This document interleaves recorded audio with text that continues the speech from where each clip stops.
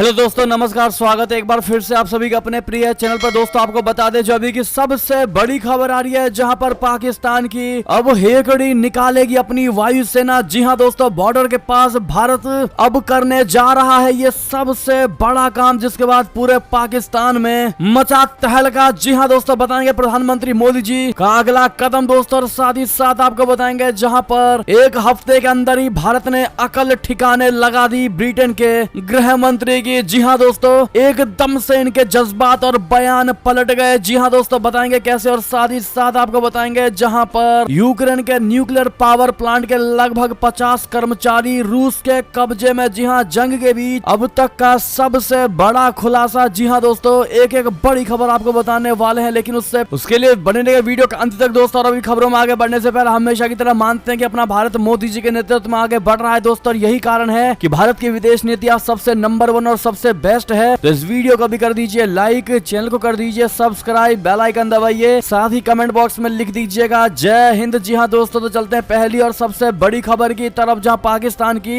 हेकड़ी निकालेगी वायुसेना। बॉर्डर के पास भारत बनाने जा रहा है एयरबेस। प्रधानमंत्री मोदी जी ने रखी इसकी आधारशिला। जी हां दोस्तों, प्रधानमंत्री नरेंद्र मोदी जी ने बुधवार को गांधीनगर में डिफेंस एक्सपो 2022 का उद्घाटन किया। इस दौरान उन्होंने भारत पाकिस्तान सीमा के पास दिशा में एक नए एयरबेस की आधारशिला भी रखी और कहा कि ये नया एयरबेस देश की सुरक्षा के लिए एक प्रभावी केंद्र के रूप में उभरेगा। साथ ही उन्होंने ये भी कहा कि गुजरात भारत में रक्षा का केंद्र बनेगा और भारत की सुरक्षा में अहम भूमिका निभाएगा। जी हां दोस्तों, प्रधानमंत्री नरेंद्र मोदी जी ने कहा है कि मैं इस स्क्रीन पर देख रहा था कि दिशा के लोग नए हवाई क्षेत्र के निर्माण को लेकर उत्साहित थे। ये हवाई क्षेत्र एक प्रमुख भूमिका निभाएगा। दिशा अंतरराष्ट्रीय सीमा से केवल 130 किलोमीटर की दूरी पर है, और यदि हमारी सेना, विशेष रूप से हमारी वायुसेना दिशा में मोर्चा संभालती है तो हम पश्चिमी तरफ से आने वाले किसी भी खतरे का बेहतर तरीके से जवाब दे पाएंगे। हालांकि उन्होंने इस दौरान पाकिस्तान का नाम नहीं लिया, लेकिन दोस्तों समझदार के लिए इशारा ही काफी होता है। वही वाली स्थिति मोदी जी ने अपनाई दोस्तों।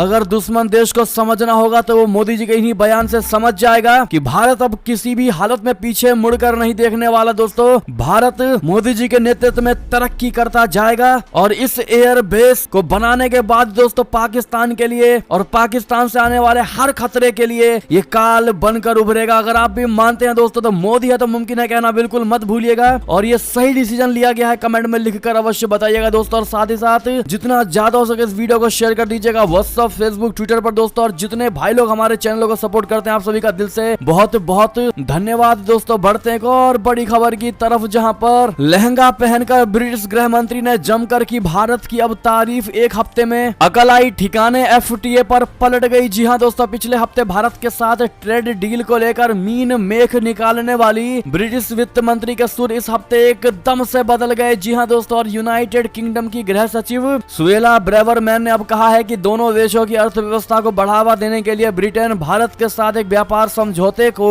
सुरक्षित करने के लिए उत्सुक है। और उन्होंने कहा कि ब्रेक्सिट का मतलब है कि ब्रिटेन अब व्यापार या वीजा के प्रति यूरो केंद्रित मानसिकता नहीं रखता है। जी हां दोस्तों, मंगलवार शाम लंदन में यूके स्थित इंडिया ग्लोबल फोरम, बोले तो आईजीएफ द्वारा आयोजित दिवाली कार्यक्रम को संबोधित करते हुए भारतीय मूल के ब्रिटिश कैबिनेट मंत्री भारत के साथ ट्रेड डील को लेकर काफी अहम बात कही है दोस्तों। उन्होंने ब्रिटिश भारतीय समुदाय को संबोधित करने से पहले उन्होंने अपने आप को एक गौरवान्वित ब्रिटिश भारतीय बताया, और ब्रिटिश जीवन में भारतीय प्रवासियों ने जो योगदान दिया है उन्होंने इसकी सराहना भी की है दोस्तों। लेकिन इस दौरान उन्होंने वीजा को लेकर पिछले दिनों दिए गए विवादित बयान पर भी यू टर्न लेने की कोशिश की। उन्होंने कहा था कि वीजा लेकर ब्रिटेन आने वाले भारतीय तय वक्त से काफी ज्यादा वक्त बिताते हैं, और उन्होंने ट्रेड डील के फाइनल होने के पीछे इससे सबसे बड़ा मुद्दा बताया था। उन्होंने कहा था कि ट्रेड डील होने से यूके में भारतीय अप्रवासियों की संख्या तेजी से बढ़ेगी। लेकिन अब उन्होंने अपने बयान से पलटने की कोशिश करते हुए कहा कि यूके के गांवों, कस्बों और शहरों को भारत से अप्रवासन से बहुत समृद्ध किया गया है। यानी कि दोस्तों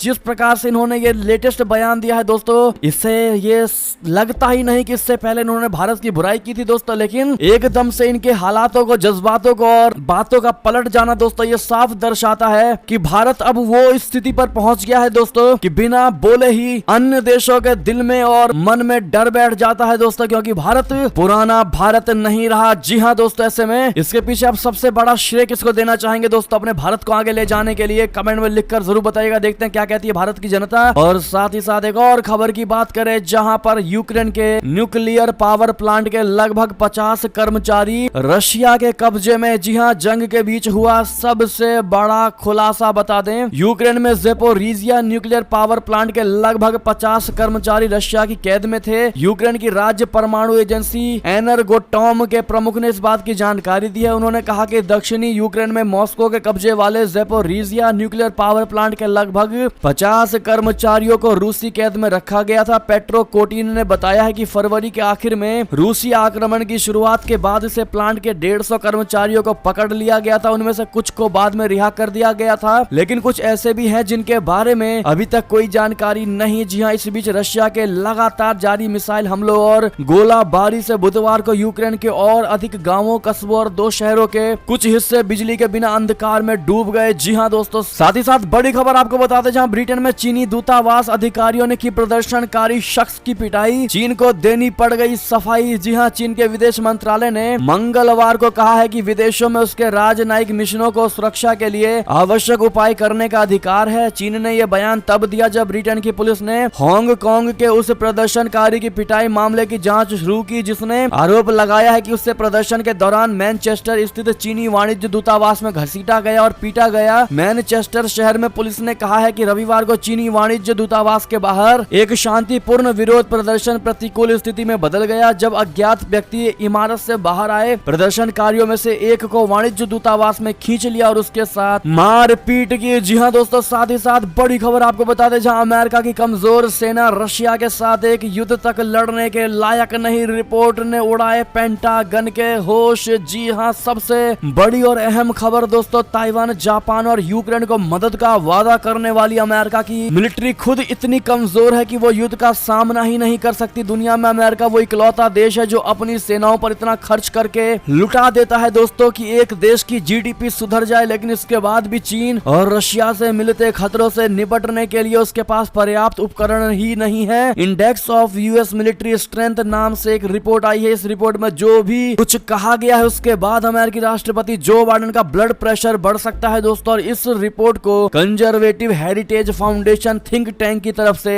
तैयार किया गया है। रिपोर्ट में कहा गया है कि कई सालों तक कम वित्तीय मदद और खराब प्राथमिकताओं ने मिलिट्री को इतना कमजोर कर दिया है कि वो देश के हितों की रक्षा करने में समर्थ ही नहीं है। इसमें आगे लिखा है कि वर्तमान समय में अमेरिकी मिलिट्री बल पर काफी खतरा है और वो एक भी क्षेत्रीय संघर्ष की चुनौती का सामना नहीं कर सकती है। रिपोर्ट के मुताबिक सेना बहुत ज्यादा कुछ नहीं कर पाएगी और निश्चित तौर पर 2 बड़े युद्धों को तो बिल्कुल नहीं झेल सकती। जी हाँ दोस्तों, आपको बता दें ये रिपोर्ट पहले या बाद में कभी आता दोस्तों तो इतना फर्क नहीं पड़ता, लेकिन ये रिपोर्ट ऐसे समय में आई है जब रशिया ने यूक्रेन में जंग छेड़ रखी है तो चीन भी ताइवान पर आक्रामक होता जा रहा है। रिपोर्ट में साफ साफ लिखा है कि वर्तमान हालातों में मिलिट्री की स्थिति को कमजोर करार दिया जाता है। सभी रक्षा बलों में सिर्फ मरीन कोर ही अकेला ऐसा बल है जो मजबूत है। थिंक टैंक का अनुमान है कि मरीन कोर की क्षमता और उसकी तैयारियों को देखते हुए ये बात रिपोर्ट में कही गई है। जी हाँ दोस्तों, ऐसे में अब देखना ये होगा कि इस रिपोर्ट के बाद दोस्तों जो बाइडेन का ब्लड प्रेशर कितने लेवल हाई जाता है और उनका क्या बयान आता है दोस्तों। ऐसे में इस रिपोर्ट को लेकर आपकी क्या राय होगी बताइएगा जरूर, क्योंकि इन बातों और इन रिपोर्ट से दोस्तों यह अंदेशा जरूर लगाया जा रहा है कि हद तक यानी 80% ये रिपोर्ट सच साबित हो सकती है। जिस प्रकार से